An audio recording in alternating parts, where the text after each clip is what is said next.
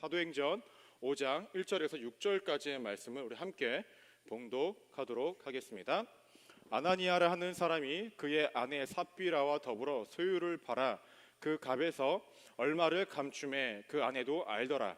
얼마만 가져다가 사도들의 발 앞에 두니 베드로가 이르되 아나니아야 어찌하여 사탄이 내 마음에 가득하여 내가 성령을 속이고 땅값을 얼마를 감추었느냐. 땅에 그대로 있을 때에는 내 땅이 아니며 판 후에도 내 마음대로 할 수가 없더냐. 어찌하여 이 일을 내 마음에 두었느냐. 사람에게 거짓말한 것이 아니요 하나님께로다. 아나니아가 이 말을 듣고 엎드러져 혼이 떠나니 이 일을 듣는 사람이 다 크게 두려워하더라. 젊은 사람들이 일어나 시신을 싸서 메고 나가 장사하니라. 아멘. 저는 오늘 사도행전 5장 1절에서 6절까지의 말씀을 근거로요, 예사롭지 않으신 하나님이라는 제목으로 함께 은혜를 나누고자 합니다. 말씀 제목 한번 따라해 볼까요? 예사롭지 않으신 하나님. 말씀 제목이 약간 조금 불경스럽죠? 하나님 예사롭지 않다라는 것을 오늘 한번 말씀을 통해서 은혜를 나눠보고자 합니다. 지난주는 부활주일이었습니다. 한 주간 부활의 그 기쁨을 누리면서 살아가셨습니까? 지난주가 부활주일이었어? 라는 표정으로 저를 바라보시면 어떡해요? 부활주일이었죠. 또 올해 한 4월달 컨셉이 기쁨으로 살아가는 한 달이었습니다. 기쁨을 조금 누리셨습니까? 기쁨을 찾아 나서셨습니까? 표정들이 내가 언제 기쁨의 컨셉으로 살았냐라는 얼굴로 계시는데, 혹시나 그런 삶을 살지 못했다고 한다면 하나님이 주시는 그 기쁨을 누리고 기쁨을 받으며 또 기쁨을 찾아가며 살아가는 우리 클레마 지체들 되기를 소망합니다.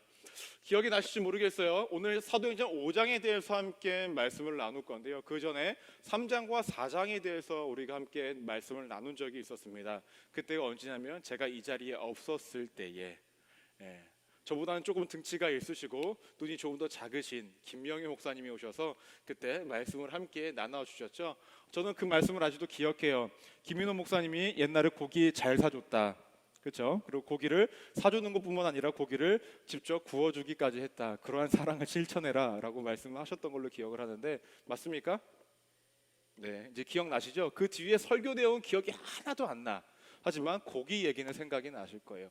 그때 어떠한 말씀으로 우리가 은혜를 나눴었냐면, 말씀 제목이 이거였습니다. 하나님으로 채워진 사람.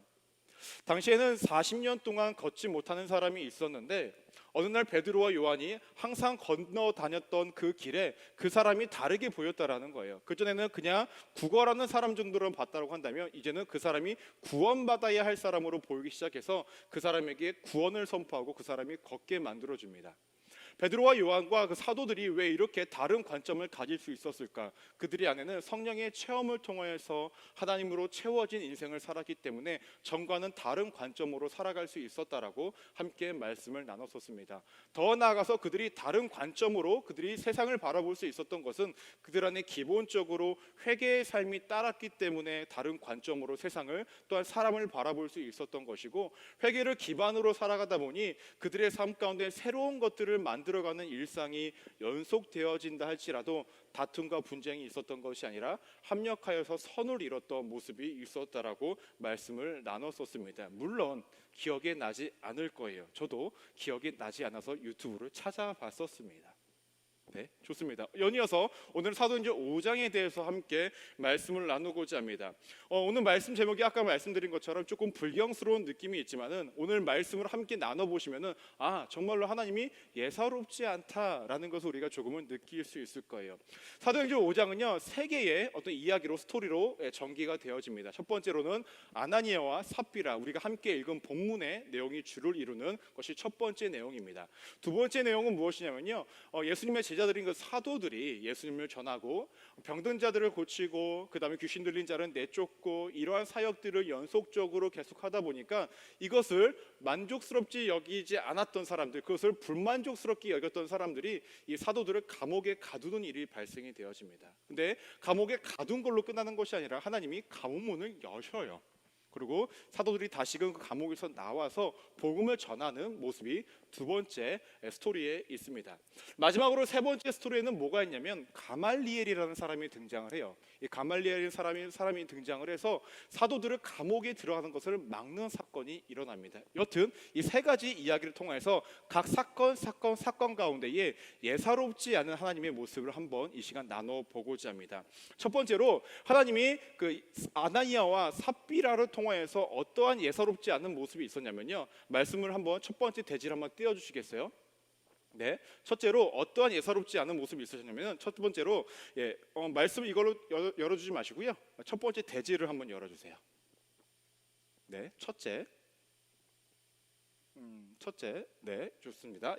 예사롭지 않으신 하나님은 인간의 마음 상태를 알고 계신다라는 거예요. 한번 따라해 볼까요? 예사롭지 않은 하나님은 인간의 마음 상태를 알고 계신다. 사도행전 5장 1절 말씀을 한번 열어주시겠어요? 함께 읽어보도록 하겠습니다. 시작. 아나니아라 하는 사람이 그의 아내 삽비라와 더불어 소유를 팔아라고 이야기를 하고 있습니다. 사도행전 2장하고 4장을 보시면요, 성령을 체험한 사람들이 어떠한 일을 하기 시작하냐면요, 자신이 갖고 있던 소유를 팝니다. 그리고 그것을 필요한 사람들에게 나눠주는 사건들이 발생이 돼요. 이에 따라서 5장에서도 아나니아와 삽비라가요, 자신의 소유를 팝니다. 그래서 누구에게? 그 사도들에게 갖고 왔던 모습이 드러납니다. 근데 참으로 다른 모습이 있어요. 어떠한 모습이 있냐면 사도행전 4장 36절에서 37절 말씀을 한번 보도록 하겠습니다. 제가 읽겠습니다. 구브로에서 난 레위족 사람이 있으니 이름은 요셉이라, 사도들이 일컬어 바나바라, 번역하면 위로의 아들이라 하니, 그가 밭이 있음에 밭을 팔아 그 값을 가지고 사도들의 발 앞에 두니라라고 얘기합니다. 그래서 바나바라는 사람은 누구냐면은 바울과 바나바 할 때 그 바나바가 맞아요. 이 사람도 자신의 소유를 가지고 와서 그것을 팔아서 사도들 앞에 갖고 왔다라는 거예요. 왜 갖고 왔을까요? 힘들고 어려운 사람들에게 나눠주기 위해서 갖고 왔다라는 거예요. 그러면 자세히 보시면 이 아나니아와 삽비라가 한 행동, 밭을 팔고 갖고 온 것과 그다음에 바나바가 땅을 팔아서 갖고 온 것과 동일한 행동이었다라는 거예요. 근데 여기서 차이점이 발생을 합니다. 어떠한 차이점이 발생을 하냐면요, 사도행전 5장 2절 말씀을 보시면 이렇게 언급을 하고 있습니다. 그 값에서 얼마를 감춤해 그 아내도 알더라. 얼마만 가져다가 사도들 앞에 두었다라고 이야기를 합니다. 바나바는 판 모든 금액을 갖고 왔는데 아나니아와 삽비라는 전부를 갖고 온 것이 아니라 일부만을 갖고 왔다라는 거예요. 이것이 어떠한 결과를 초래했을까라는 거죠. 사도행전 5장 5절을 보시면요, 아나니아가 이 말을 듣고 엎드려져 혼이 떠나니 이 일을 듣는 사람이 다 크게 두려워하더라라고 얘기합니다. 한마디로 땅을 팔아서 일부분만 갖고 왔던 아나니아는 어떻게 되죠? 죽게 되었다라는 거예요.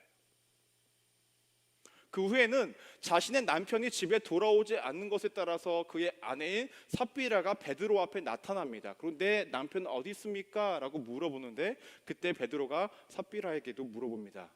너가 밭을 팔았던 모든 금액을 갖고 왔냐?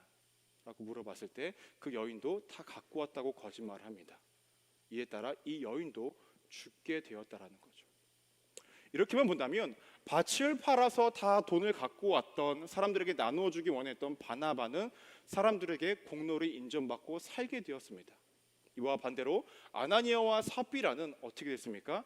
분명히 밭을 팔아서 갖고 왔는데 그 일부분만 갖고 왔기 때문에 어떻게 됩니까? 죽게 되었다라는 거예요. 이렇게 본다면 참으로 억울할 수 있어요. 누가? 아나니아와 삽비라가. 그 사람들도 전부는 아니지만 일부분을 갖고 와서 분명히 가난한 사람들을 위해서 돕기를 원했는데 전부 갖고 오지 않았다라는 명목하에 어떻게 하죠? 죽음을 당할 수밖에 없었다라는 겁니다. 이럴 바에는 안 하고 말지라는 생각이 분명히 가질 수 있었다라는 거예요. 근데 이들의 차이점은 무엇이었을까라는 거예요. 차이점은 이 금액적인 차이 때문에 그랬을까요? 누구는 다 갖고 오고 누구는 반밖에 안 갖고 오고 이거 차이였을까요? 아니었다라는 겁니다. 문제가 되는 것은 사도행전 5장 3절과 9절에서 명확하게 언급하고 있습니다. 3절 말씀을 보시면 이렇게 언급해요. 베드로가 이르되 아나니아야, 어찌하여 사탄이 내 마음에 가득하여 내가 성령을 속이고 땅값 얼마를 감추었느냐라고 얘기합니다. 9절에서도 이렇게 이야기합니다. 베드로가 이르되 너희가 어찌 함께 꾀하여 주의 영을 시험하려 하느냐라고 얘기합니다. 아나니아와 삽비라가 잘못한 것은 땅을 팔아 갖고 온 금액의 일부로 갖고 온 것이 아니라 하나님을 속일 수 있다라고 생각을 했다라는 거예요. 사람은 내 눈앞에 있는 사람을 속이면 하나님을 속일 수 있다라고 마음을 먹은 그것이 잘못이었다라는 거죠. 하나님을 속이려 했던 그 마음이 그들의 결과 가운데 어떻게 됐습니까? 죽음으로 이끌어졌다라는 것입니다. 우리는 삶을 살면서 내가 하나님을 속일 수 있다라고 생각을 합니다. 어린아이들이 숨바꼭질을 할 때요 어떻게 합니까? 정말로 어린아이들은요 이불 속에 숨을 때 머리만 숨겨요. 그러면서 자기를 찾아보라고 이야기합니다. 맞죠? 그리고 타조들도 자신을 죽이려고 하는 그 존재가 오면은 고개를 땅에다 박는다라고 합니다. 그리고 자신이 다 숨었다라고 이야기를 합니다. 내 눈앞에 누군가에 대해서 감추어지고 있다고 한다면 모든 것들을 속일 수 있고 모든 것들을 숨을 수 있다라고 여긴 것이 누구였냐? 아나니아와 삽비라였다라는 거예요. 그에 대한 결과는 그들은 죽을 수밖에 없다는 것입니다. 우리는 인생을 살아가면서 하나님을 속일 수 있다라고 여길 때가 굉장히 많습니다. 그래서 세상을 살아갈 때에 제법 괜찮은 모습들로 살아갑니다. 나는 교회를 다니니까 이러한 행동을 해야지, 나는 교회를 다니니까 이러한 마음을 가져야지 라고 마음껏 보여주면서 살아가지만 내 마음 이면에는 아유 저걸 그냥 내가 굳이 이렇게 해야 돼? 나는 이러한 마음을 가지면서 살아갈 때가 굉장히 많이 있다는 것이죠. 근데 중요한 것은 그 모든 것들을 하나님은 감찰하고 알고 있다는 것입니다. 예사롭지 않은 하나님께서는 우리의 마음을 그렇게 다 보고 계시고 알고 계시다라는 거예요. 그리고 언젠가 우리에게 물으실 것입니다. 내 마음이 어떠하냐라고 말입니다. 너가 드러나는 그 행동만이 남들에게 보여지는 그 행동만에 포커스를 맞춰서 살아가고 있을 텐데 너의 마음은 정말로 어떠한 마음가짐으로 살아가고 있느냐라는 것입니다. 참으로 재밌습니다. 뭐가 재밌냐면 이 아나니아와 삽비라도요 분명히 사도들과 함께 있으면서 성령의 역사하심을 경험했다라는 거예요. 근데 문제는 어떤 것입니까? 그 안에 사탄이 내 마음에 가득하여라고 3절에서 이야기하는 거 보니까 그들 마음에 사탄이 임했다라는 거예요. 분명히 성령 충만함으로 많은 은혜도 받았고 많은 이적과 기적도 경험했고 그에 따라서 자신도 나름대로 하나님의 뜻대로 살아가려고 노력했던 아나니아와 삽비라의 그 삶에도 무엇이 임했습니까? 사탄이 임했다라고 성경에선 이야기합니다. 여러분들이 이 시간 가운데 예배를 열심히 드리고 수련회 가서 기도를 열심히 하고 여러 가지 신앙적인 모습들을 많이 갖추고 있다고 해도 여러분들이 세상 가운데 나가면 그 안에 우리 안에는 사탄의 역사가 여전히 임할 수 있다는 거예요. 오히려 더 우리가 성령 충만함으로 살아간다고 생각했을 때에 사탄의 역사심이 더 강하게 임할 수 있는 시기라는 것을 우리가 잊지 말아야 한다는 것입니다. 그렇기 때문에 아나니아와 삽비라는 어떻게 됩니까? 자신들을 속이고 하나님을 속일 수 있다고 생각하면서 살아왔다라는 거예요. 또 아나니아와 삽비라 마음 가운데 이런 마음이 있었을 것 같아요. 사랑의 마음으로 누군가를 돕기보다는 동정의 마음으로 이러한 것들을 했던 것 같습니다. 분명히 아나니아와 삽비라는 선의로 분명히 남들에게 돕기 위해서 자신의 소유를 팔아서 일부 부분을 갖고 왔을 거예요. 얼마 전에 우리 화요일마다 새신자반 양육하는 거 아시죠? 거기서 이러한 문구가 하나 있더라고요. 사랑과 동정의 차이라는 것은 무엇이냐면요, 사랑이라는 것은 변함이 없고 지속적인 반면에 동정이라는 것은 일시적이고 변동이 있다는 것입니다. 따라서 아나니아와 삽비라는 누군가를 사랑하는 마음으로 돕고자 했던 선의를 베풀었던 것이 아니라 내 마음에 은혜가 있어서 누군가를 동정하는 마음에 따라 그것을 돕고자 마음을 하다 보니까 그 마음에 변동이 생겼다라는 거예요. 우리가 인생을 살아갈 때에 힘들고 어려운 사람들을 바라볼 때 우리가 어떠한 시선으로 바라봐야 할까요? 그 사람을 동정하는 눈으로 바라봐야 할까요? 아니라는 거예요. 우리 안에 그리스도의 사랑으로 그 사람들을 바라볼 수 있어야 한다는 것입니다. 그러면 우리가 흔들리지 않고 그 사람들을 도울 수 있고 흔들리지 않고 변동 없이 그 사람들에게 나눌 수 있다는 것이죠. 그러나 아나니아와 삽비라의 그 마음 가운데는 동정의 마음만 있었고 사탄의 마음이 임했기 때문에 하나님을 속이려 했다는 것이죠. 근데 하나님이 이것마저도 감찰하고 계시고 알고 계셨다라는 것입니다. 여러분들은 현재 여러분들의 인생을 어떻게 살아가고 계십니까? 하나님의 뜻대로 살아가는 것이 겉모습 가운데만, 드러나는 모습 가운데만 있으십니까? 아니면 정말로 내 내면에서 나오는 진정한 마음으로 하나님의 뜻대로 살아가고 있습니까?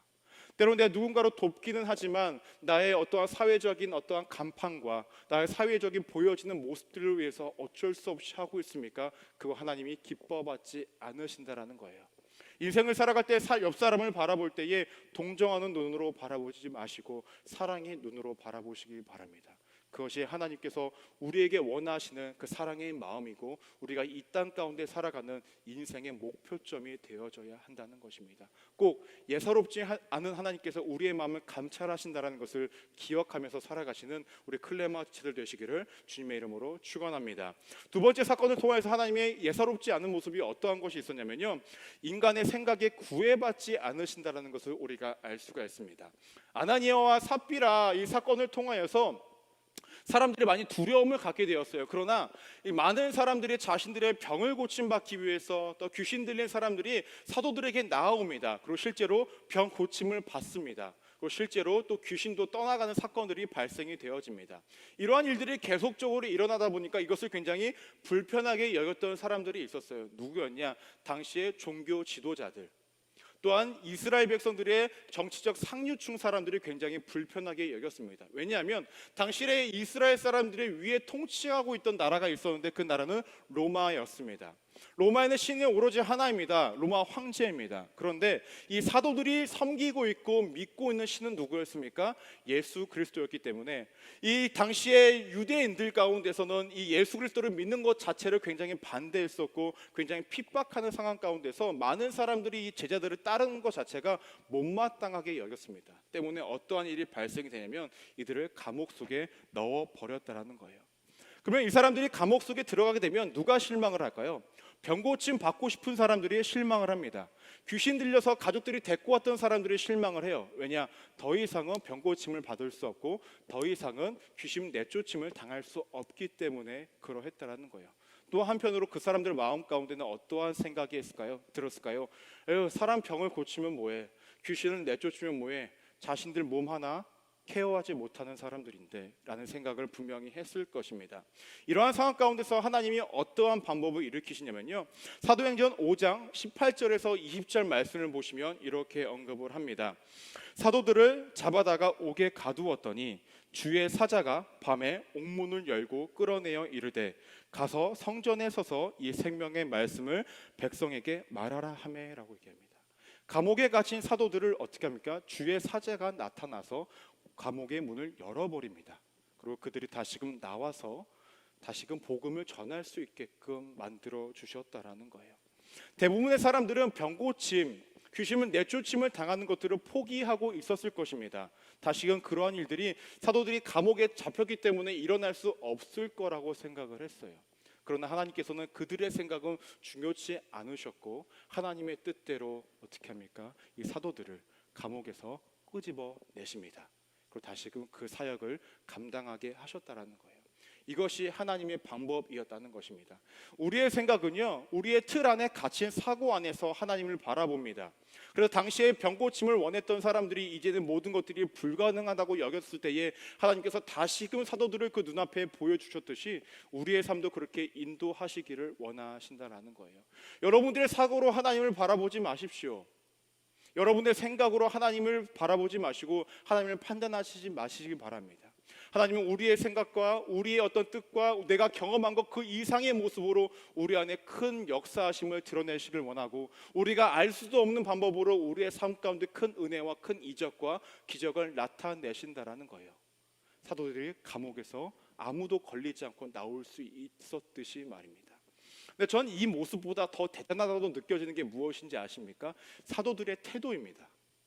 분명히 다시금 복음을 전한다고 광장에 나가서 복음을 전했을 때에, 그 다음에 사람들을 고쳤을 때에 이들을 잡아 넣었던 사람들이 어떠한 행동을 했을까요? 다시금 잡아다가 넣을 것입니다. 감옥으로 더 큰 징벌을 줄 거예요. 근데 이들은요, 그것에 굴하지 않고 복음을 또 전하고 아픈 자들과 위로가 필요한 자들과 함께 지내고 있었다라는 거예요. 왜 이들은 이러한 행동을 할 수 있었을까? 제가 곰곰이 생각을 해보니까 이유는 단 한 가지였습니다. 이들은 알았던 거예요. 이 제자들은 자신들이 현재 살아가고 있는 인생이 덤으로 살아가고 있는 인생이라는 것을 알았습니다. 이들이 만약에 예수 그리스도를 믿지 않았다면, 예수 그리스도를 경험하지 않았다면 이 땅 가운데서 죽어짐으로 끝날 수밖에 없는 인생이었지만, 하나님께서 예수 그리스도를 이 땅을 보내주심으로 통하여서 그들이 믿음으로 구원을 받았고, 그 구원받은 자의 삶은 이 땅에서 살아갈 때에 덤으로 살아가는 인생이기에 내 삶에 어떠한 환경과 여건이 주어진다 할지라도 자신들의 사명을 감당하면서 살아가기를 원했다라는 거예요. 이것이 너무나 중요한 포인트라는 것입니다. 여러분들이 이 땅을 살아갈 때 여러분들의 마음대로 살아가는 인생이라고 살아가겠지만, 내 인생 내가 살아가는 인생이라고 말을 하고 싶겠지만, 저와 여러분들은 어떠한 인생입니까? 덤으로 살아가는 인생이라는 거예요. 죽을 수밖에 없었고 이 땅 가운데서 죽음으로 인생을 마감하는 인생이었지만, 우리는 이제 죽은 후에도 구원을 받는 인생이 되었기에 우리의 삶은 덤으로 얻어진 인생이라는 것입니다. 그렇다고 한다면 우리는 어떠한 삶을 살아가야 할까요? 아까 전에 말씀드린 것처럼 제자들과 같이 자신에게 주어진 삶을 행하며 실천하면서 살아가는 인생이 되어야 한다는 것입니다. 더 나아가서 내 안에 갇혀진 하나님을 열어드리기를 소망합니다. 내 사고에 갇힌 하나님이 아니라 내가 하나님의 사고에 갇혀지시기를 소망합니다. 하나님의 뜻이 내 삶 가운데 열려질 수 있도록 나를 열어드리는 여러분들이 되시기를 소망합니다. 때문에 구애받지 않으시는 하나님, 그 하나님의 역사하심이 여러분들의 삶 가운데 가득 채워지기를 소망합니다. 근데 참으로 재밌는 것이 있습니다. 이렇게만 하고 끝났으면은 그럴 수 있겠구나라고 생각을 했었을 텐데, 참으로 재밌는 것은 무엇인지 아십니까? 가말리엘이라는 사람이 등장함에 따라 참으로 재밌는 일이 발생이 되어집니다. 당시에 가말리엘이라는 사람은 어떠한 사람이었냐면요, 바리새인이라는 사람들 중에 가장 으뜸에 서 있는 사람이에요. 사람들에게 존경받던 사람이고 율법을 가르쳤던 박사였고, 이의 제자가 누구였냐면 우리가 잘 알고 있는 사도 바울이 이 가말리엘의 제자였어요. 이 바리새인들은요, 예수를 믿는 사람들을 핍박하기에 앞섰고 예수를 믿는 사람들을 죽이기에 앞섰던 사람들입니다. 근데 참 재밌는 것은 이 가말리엘이라는 사람을 통해서 하나님께서 사도들을 보호하는 모습을 세 번째를 통해서 우리가 알 수 있었다라는 거예요. 세 번째 우리가 알아야 될 것은 무엇이냐면요, 예사롭지 않은 하나님께서는 도구에 제한을 받지 않으신다라는 것입니다. 이게 제가 왜 이러한 말씀을 드리냐면요, 간단합니다. 아까도 말씀을 드렸듯이 가말리엘이라는 사람은 분명히 예수님을 믿고 따르는 사람들을 죽이기에 앞장섰던 사람들인데, 이 사람이 뭐라고 이야기하는지 아십니까? 많은 사두개인들과 예수를 믿고 따랐던 사람을 죽이려고 했던 사람들에게 한마디 합니다. 가만히 냅둬. 전에도 이러한 일들이 있었잖아. 저게 만약에 하나님의 뜻이라고 한다면 지속적으로 이루어질 거야. 하지만 하나님의 뜻이 아니라고 한다면 저들의 행동은 금방 사그라질 거야. 그러니까 냅둬 라고 이야기를 합니다. 그로 인해서 어떻게 되는지 아십니까? 사도들이 지속적으로 복음을 전할 수 있게 되었다라는 거예요. 우리는 인생을 살아가면서 이렇게 많이들 생각을 합니다. 하나님이 내 삶 가운데 많은 것들을 도와주시고 나와 함께 하실 때에 하나님을 믿는 사람들을 통해서만 나를 도와주실 거라고 생각을 해요. 하지만 그게 아니라는 거예요. 하나님이 쓰시고자 하는 도구는요, 하나님을 믿는 사람들을 통하여서 나를 도우실 수도 있지만 하나님을 믿지 않는 사람들을 통해서도 내 삶 가운데 도움을 주시고 내 삶을 열어주실 수도 있다는 것입니다. 당시의 사도들에게는 그 대상이 누구였습니까? 가말리엘이라는 사람이었다는 거예요. 과거 구약 성경도 보시면요, 하나님께서 이스라엘 백성들을 회복시키시기 위해서 누구를 사용하는지 아십니까? 이방 민족인 바벨론이라는 나라를 택하여서 사용하십니다. 당시에 바벨론이라는 나라는요, 주변 나라들을 다 공격하여서 대권을 잡고 악한 나라였어요. 근데 이 악한 나라가요, 누구를 공격합니까? 이스라엘이라는 나라를 공격합니다. 이스라엘이라는 나라가 포로로 끌려가게 돼요. 그래서 70년이라는 시간을 보내게 되어집니다. 이스라엘 백성들은 이렇게 생각했습니다. 하나님이 왜 우리를 버리셨을까? 그때 하나님께서 말씀하십니다. 내가 너희를 버린 것이 아니라 너네게 죄악으로 말미암아 내가 너희를 회복시키기 위해서 이 바벨론이라는 나라를 도구로 사용한 것이다 라고 말씀하십니다. 이처럼 하나님께서는 자신이 사용하시는 도구에 제한을 두지를 않습니다. 그래서 제가 아까도 말씀드린 것처럼 여러분들의 사고로 모든 것들을 가두지 말라라는 거예요. 우리의 생각보다, 우리가 경험한 것보다, 내가 품을 수 있는 그 모든 것들보다 더 크게, 더 넓게, 더 깊게 모든 것들이 이끌어 가시는 분이 하나님이시라는 것입니다. 믿는 사람들을 통해서 여러분들이 이끌어 가실 수도 있겠지만, 믿지 않은 사람들을 통해서도 여러분들의 삶을 분명히 이끌어 가실 수 있습니다. 때로는 저 사람이 날 도와줄 것 같지 않은 사람을 통해서도 여러분들의 삶이 하나님으로 통해서 인도함을 받을 수 있다는 거예요. 이것을 여러분들이 잊지 않아야 한다는 것입니다. 오늘 이렇게 세 가지 사건을 통하여서 예사롭지 않으신 하나님의 모습을 우리가 알게 되었습니다. 첫 번째로 예사롭지 않은 하나님의 모습은 무엇이었습니까? 인간의 마음 상태를 다 기억하고 알고 계시다라는 거예요. 때문에 여러분들이 기억해야 할 것은 내가 겉으로 들어가는 내 삶만을 중요시 여기는 인생으로 살아가는 것이 아니라 내 마음가짐마저도 그것을 중요하게 여기면서 살아가야 한다는 거예요. 참으로 쉽지 않죠. 거칠애적으로 행동하는 것도 쉽지 않은데 내 마음마저도 내가 컨트롤해야 된다는 것이 참으로 쉽지 않은데 그것마저도 하나님께서는 원하시고 있다는 것입니다. 두 번째로 우리가 기억해야 할 하나님이 예사롭지 않은 모습은 무엇이냐면요, 인간의 생각에 구애받지 않으신다라는 거예요. 하나님이 하시겠다라고 생각하시고 하시겠다라고 말씀하신다면 우리의 생각과 우리의 그 사고와 우리의 그 어떠한 것들은 다 중요하지 않다는 거예요. 하나님은 그대로 우리를 인도해 가신다는 거죠. 감옥이 그대로 열렸듯이 말입니다. 마지막으로 우리가 세 번째로 기억해야 할 하나님의 예사롭지 않은 모습은 하나님은 그 도구에 제한을 두지 않으신다라는 것입니다. 믿는 사람이든 믿지 않은 사람이든 내가 원했던 상황이든 내가 원하지 않았던 상황이든 그 모든 것들을 사용해서 우리의 삶을 인도하시고 우리를 사명의 길로 인도하신다라는 거예요.